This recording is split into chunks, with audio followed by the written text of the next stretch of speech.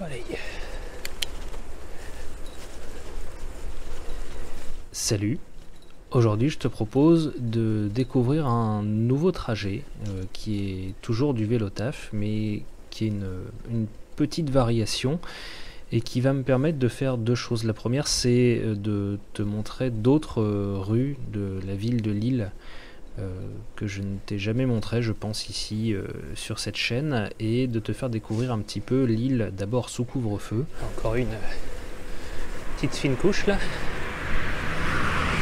Et aussi effectivement comme tu peux le voir, l'île sous la neige, puisque j'ai tourné ces images quand il y a eu la vague de froid qui a traversé toute la France, et donc on a aussi eu droit à quelques chutes de neige sur le nord, et ce qui permettait d'avoir ce paysage quand même un petit peu féerique de temps en temps sur mon trajet vélo taf. Donc là on est toujours à la Madeleine, on arrive vers Lille, on est sur le grand boulevard, sur la fin du grand boulevard qui vient de Roubaix et Tourcoing et qui rejoint Lille, et on va passer en fait par le Vieux-Lille et remonter ensuite le boulevard de la Liberté notamment, qui va permettre de tout traverser pour retourner jusqu'à mon boulot.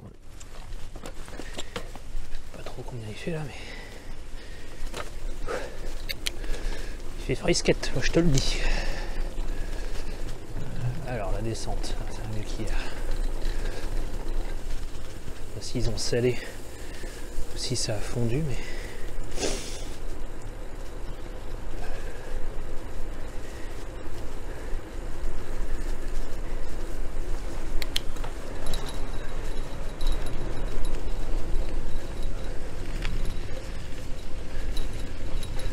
ça a peut-être juste fondu. On verra bien. Bonjour.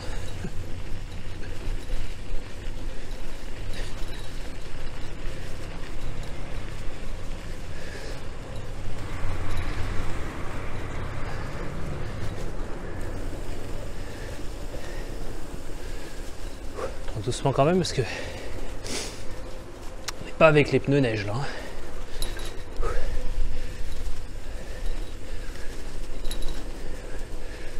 Oh là là.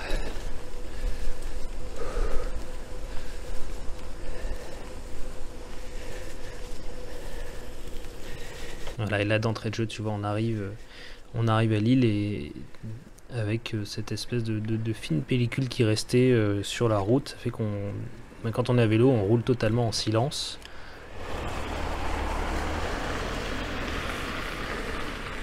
Qu'est-ce qu'il y a comme monde à cette heure? Et les gens, il y a couvre-feu, hein. Ouais, c'est un peu un paradoxe que j'ai remarqué, parce que voilà, ça fait plus de 2 ans quand même que je roule dans les rues de la ville de Lille à 4h du matin, et en fait j'ai jamais vu autant de monde dehors que depuis qu'il y a un confinement et un couvre-feu. Alors je sais pas pourquoi. Est-ce que les gens se permettent plus de sortir, ou est-ce que c'est du coup un peu plus voyant, mais j'ai pas mal l'habitude de faire des trajets en ne croisant personne, et ces dernières semaines finalement il y a quand même pas mal de monde qui est dehors. Là t'as vu, on est sur une piste cyclable obligatoire qui est un peu mélangée avec le trottoir. Alors bon, il y avait un feu avec un bouton poussoir parce que c'est la sortie d'un axe qui est très emprunté au niveau véhicule motorisé, et donc pour fluidifier le trafic il faut appuyer pour avoir le feu vert, mais on attend juste quelques secondes, c'est pas très gênant quoi. Un 16 vélo de 5 mètres de long. C'est-à-dire un 16 vélo et un 16 mobilette. Puisque la piste que je viens de prendre, elle est aussi obligatoire pour les mobilettes. Faudrait pas ralentir les voitures.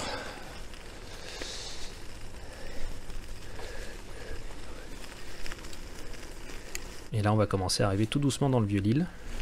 Là on est entré dans la zone 30, mais il n'y a pas le panneau. Donc en fait je suis obligé d'aller à gauche. Tu vas voir la connerie du truc. Là sur la droite en fait il y a un sens interdit, mais qui n'est pas en double sens officiellement pour les cyclistes, ce qui serait pratique puisque ça permettrait de rejoindre vraiment les petites rues du Vieux-Lille. C'est prévu, ça fait partie des rues qui doivent être rénovées bientôt, et a priori il est question du coup de la mettre en double sens, et pour l'instant c'est pas le cas, et donc du coup on est obligé de faire un détour, et tu vas voir on va se retrouver à un endroit qui est pas très vélo friendly on va dire. Oui, il est nouveau celui-là,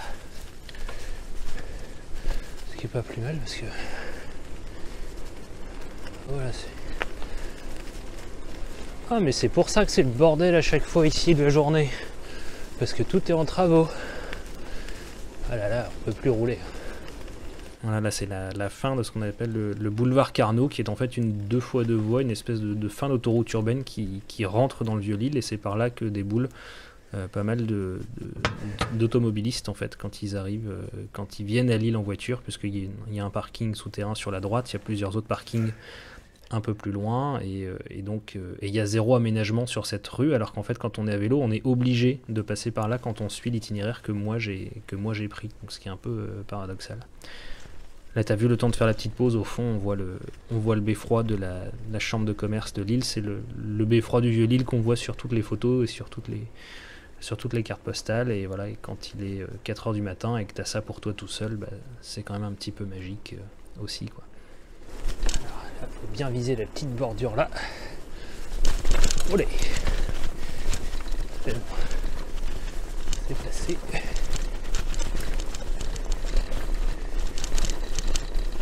Et donc oui, on va faire un petit peu de pavé quand même, parce que sinon ce serait pas drôle. Et voilà, là on arrive sur la place du théâtre. Alors à gauche c'était l'Opéra, ce que tu vois devant là c'est la vieille bourse de Lille. Le fameux hôtel Carlton de Lille sur votre gauche. Et nous on va continuer tout droit. Alors ici c'est une place piétonne, hein, donc on peut circuler à vélo, mais évidemment on laisse la priorité aux piétons et on garde l'allure du pas. Bon, là, évidemment il n'y a pas grand monde, on est à peu près tranquille, mais on peut y circuler même en journée.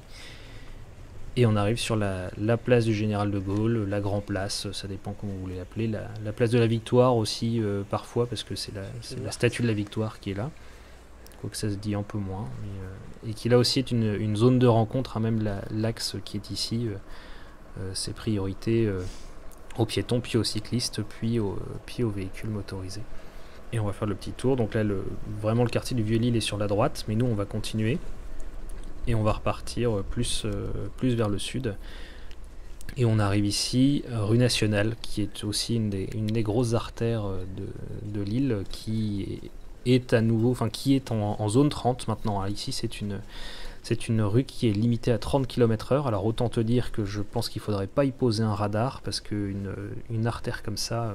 Merde, j'ai plus de phare. Ah, fuck. Bon. Ça c'est pas bien. Mais mon phare ça fait à peu près 5 minutes qu'il a plus de batterie là, mais je m'en étais pas aperçu tout de suite. Et donc voilà la rue Nationale, qui est donc une rue à 30 km/h, mais qui est encore peut-être trop empruntée par des véhicules motorisés. Et donc on a juste en fait 2 bandes cyclables, même des bandes dans portiérage, hein, parce que évidemment il y a tout le stationnement de surface et c'est même très occupé, et les bandes cyclables sont régulièrement squattées d'ailleurs par les gens qui s'arrêtent juste devant les magasins.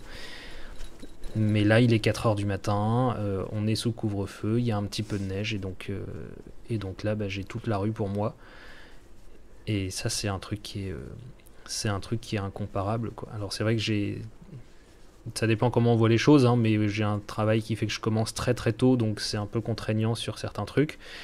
Après, c'est un peu comme de l'autre côté, c'est-à-dire que quand il est 4h du matin et puis que tu as toutes les rues de la ville de Lille pour toi, c'est quand même sacrément motivant pour se lever et puis pour prendre son vélo. Si jamais tu fais du vélo taf, je pense que tu dois voir un peu de quoi je parle. Le bonheur que c'est, il est décuplé en fait à ce moment-là.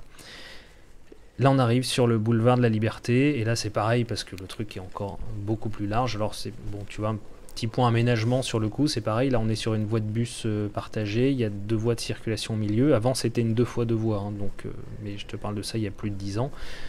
La place de la voiture se réduit tout doucement à cet endroit-là. Allez, petite astuce, hop.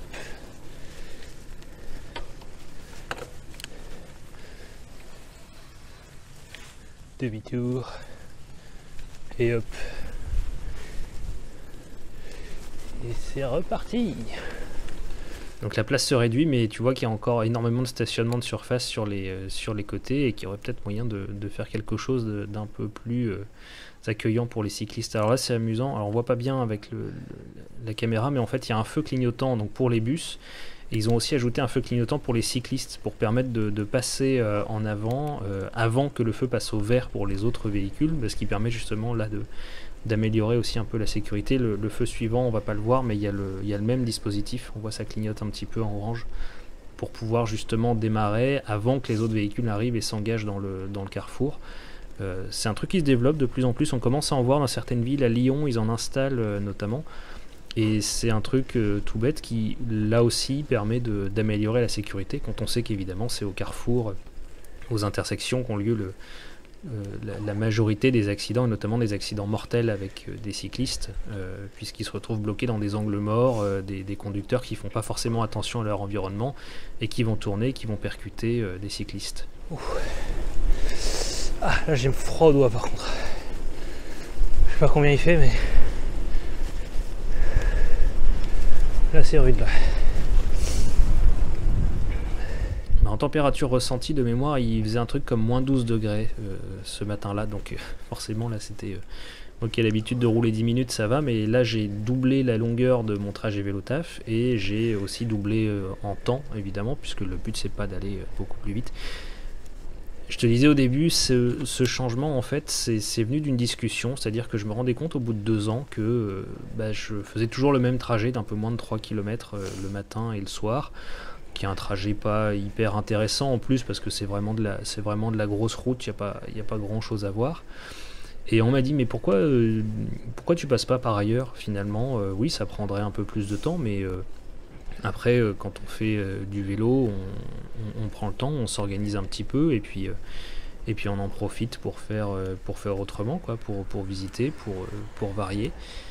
Et c'est vrai que je m'étais jamais trop posé la question parce que j'avais surtout envie d'être efficace quand je partais de chez moi à 4h du matin, parce que voilà, l'horaire était un peu rude, et donc j'ai fait l'effort finalement de changer, de me dire de prendre un peu plus de temps pour rouler. La transmission était un peu gelée.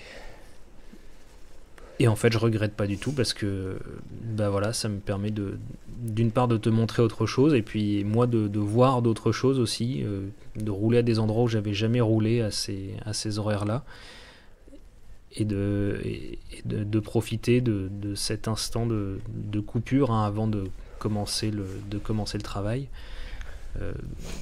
Cette espèce d'instant suspendu comme ça là, où on a toute la ville, où il y a un silence qui n'existe à aucun autre moment à cet endroit-là, puisque là évidemment c'est désert. Et puis quand en plus on a la chance, entre guillemets, d'avoir une météo... d'avoir une météo comme ça, d'avoir un effet carte postale comme ça, c'est génial quoi. Ok. Bon là les doigts, là c'est chaud, enfin c'est chaud. C'est froid plutôt.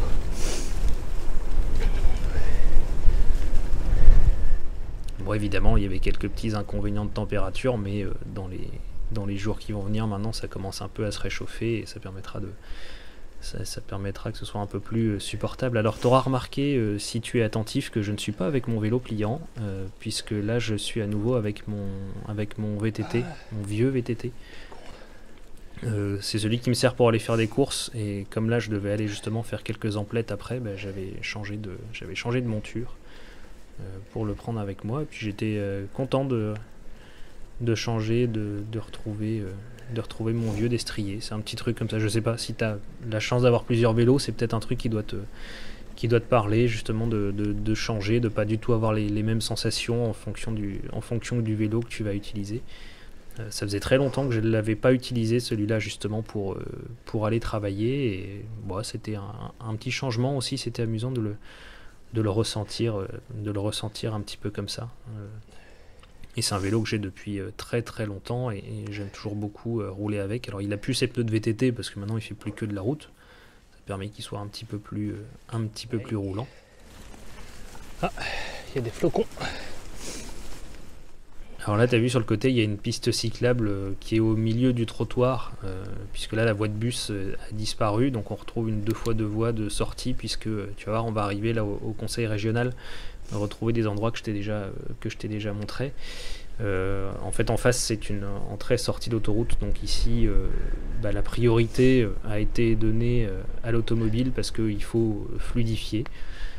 Donc il y a une piste cyclable sur le côté, mais qui en fait se retrouve sur le trottoir. Alors bon là comme il n'y a personne je l'utilise pas, D'ailleurs, il y a le M12 qui me permet de tourner et de récupérer ici le boulevard.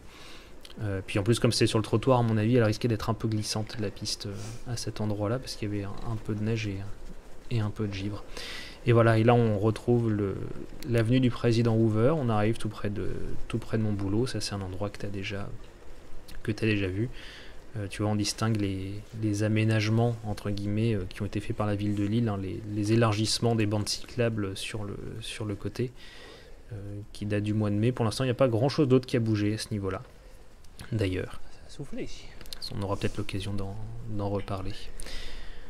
Et voilà, on arrive près de mon boulot. Mais écoute, j'espère que cette petite balade enneigée et silencieuse t'aura plu, que t'auras découvert peut-être d'autres endroits de la ville de Lille. Je pense que j'y retournerai d'autres fois, à mon avis. Et puis d'ici là, moi je te dis à la prochaine pour une nouvelle vidéo. Salut!